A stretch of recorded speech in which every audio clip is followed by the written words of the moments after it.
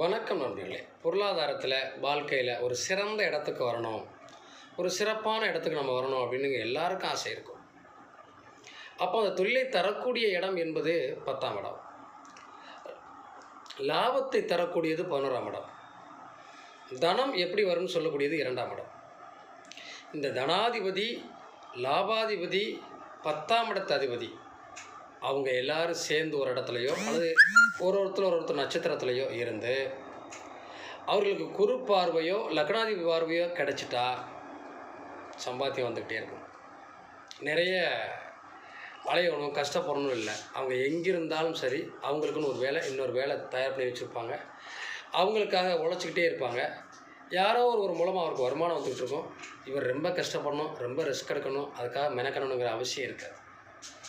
இது இந்த மாதிரி அமைப்பில் ஜாதகம் இருந்தால் கண்டிப்பாக வாழ்க்கை இனிக்கும், பொருளாதாரம் சிறக்கும்.